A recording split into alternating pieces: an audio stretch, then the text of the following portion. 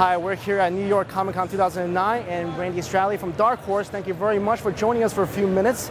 Randy, let me start by asking you, did you always wanted to be working on comics? When did this start? Originally I wanted to be in film, but I realized that I had much more control in comics, because in film there's the producer and the director and all the actors, and anything you write gets interpreted 100 different ways. Whereas with comics, you're dealing with an artist, and you can have some back and forth and discuss how it's going to look. So now, of course, your comics are made into films now, so you got the best of both worlds, right? Sure. So for those who may not be familiar, guide us through a day-to-day operation of what do you do on a day-to-day basis as a VP? Okay, mostly what I do is edit comic books, and so I'll get a script from a writer. I go over it very carefully. I'm looking for things like, are they asking for too much information in that panel, or are they asking for two things to happen at the same time? Because you can't really do that in comics. It's one action per panel. And once I've gone through the script and made sure that an artist can work from that script, then I hire an artist and set them to work on it. When the artwork comes in, I go over it to make sure that what the artist has drawn is clearly telling the story. The next step is balloon placements and sending it to a letterer to have everything lettered, and then it goes, you know, it's every day you feel like, oh, I really accomplished something, and then the next day you do it all over again. So it sounds like a dream job for those who want to be in the comic industry. I guess. I mean, it's certainly better than a lot of jobs I've had in the past. So let me ask you, did you always want to did you know you wanted to be an editor, or were you thinking, oh, maybe I wanted to be a writer or an artist? I wanted to be a writer, and I still do some writing, but I really think that being an editor has made me a much better writer, because I can, you know, I get examples from lots of different people of how to tell stories in comics, and I can sort of go, oh, that really works, this works, I'll take both of those ideas. But I don't know, editing I enjoy. Writing, I feel like I accomplish more when I write, but it's a lot harder, it takes me a lot longer. And I promise we weren't stalking you, but when we were Googling you, preparing for this interview, your MySpace page came up, and on there it said that you had a soft spot for people who are struggling in the industry, struggling artists. Now, why is that? Is there personal experience? I remember what it was like when I was trying to get my first jobs, and you know, it was funny because getting my first job was really easy, and getting every job after that took forever. What was your first job? Believe it or not, I was writing Star Wars for Marvel Comics back in 1983, and at the time I sort of had one good Star Wars story in me, and I didn't think I'd ever be able to write another one. And now, 20-some years later, here I am, I'm editing all the Star Wars books, and now I got lots of ideas for Star Wars, so I'm having a good time. And I'm sure everyone will want to know, especially our struggling artists out there, what do you look for in artists? I want somebody who can tell a story with pictures.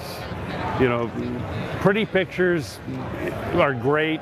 You know, being able to draw, that's great. Most important thing is being able to tell a story and really convey the emotion and the action that's necessary to make the reader sort of get so involved in the story they forget that it's a comic book, and it plays out in their mind.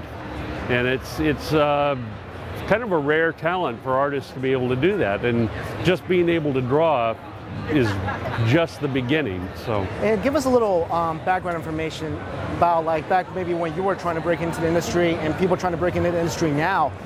What's the difference? Like, back before, did you take a different route than people have now? You know, over the years I've talked to lots of different people, and everybody has their own story about how they got into the industry, so I don't think there's any one way. I mean, I got my first break at a convention where the Marvel editors were actually actively looking for new talent, and I was able to show a couple of the editors some story ideas I had, and I got hired. I've talked to people who got hired just by sending their stuff in through the mail. I get, you know, or people who got their first job because they knew somebody who was already in the industry. There's lots of different ways to break in. but none of them are really easy. You know, you still have to have the talent, and you still have to have the thick enough skin so that when you get rejected, you come back and keep on trying. So a lot of talent and be able to take a lot of rejections is the basic sum of it. Tell us about Dark Horse. It's been morphing into one of the biggest comic companies in the world. Tell us about some of the products or some of the lines that you have.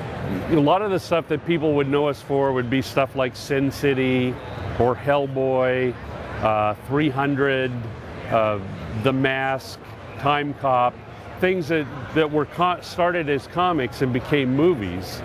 But we also work the other way around, and we take movies like Aliens and Star Wars and things like that and turn them into comics. So we're pretty involved with Hollywood, but we also do a lot of stuff where they're real sort of unique creator visions, things like Paul Chadwick's Concrete, or Gerard Way, who's the lead singer for My Chemical Romance, has a comic called Umbrella Academy that we publish. And you know, they're kind of unique visions that you probably wouldn't get published at Marvel or DC. So we really try and look for stuff that's not already being done that we think has an audience. And what can we expect in the future in terms of television or movies from Dark Horse? Can you let us know a little bit? I don't know. There's most of the stuff I know about I'm not allowed to talk about yet. There's talk about a third Hellboy movie. There's I thought from the last one they're gonna go get married and retire. I don't know. I don't know what's gonna happen. You never know, right? You know, but most of the stuff that's going on, I can't really talk about yet. But there are a lot of projects, a lot more than I think we can ever do. But you know, there's a lot of interest in Hollywood in comics right now, so we're doing real well. And that's really cool because I saw that you guys did Time Cop, which actually came out, you know, quite a number of years ago. It actually was, you know, Jean-Claude Van Damme's pretty, you know, good movie.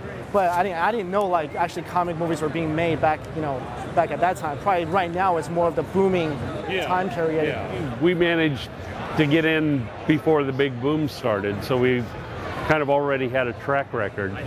And final question. Sure. Rumor has it you try to kill off Chewbacca. What is that all about? Well, the real story is because we published the Star Wars comics, we were at a meeting at Lucasfilm with the writers and editors from Del Rey, who published the Star Wars novels.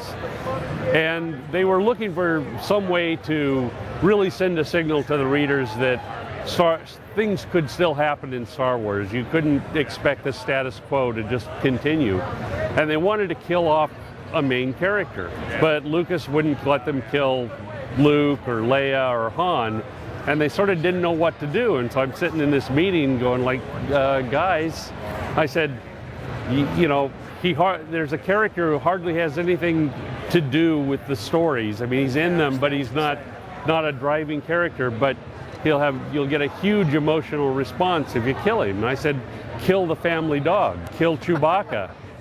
So that's true. That's what they did, and I guess the writer who wrote the novel where Chewbacca died actually ended up getting death threats from people and stuff like that. So people they got the emotional response they wanted. Well, that is tragic to many people. Randy Stradley at Dark Horse, thank you very much for your time. All right, Good talking thank to you.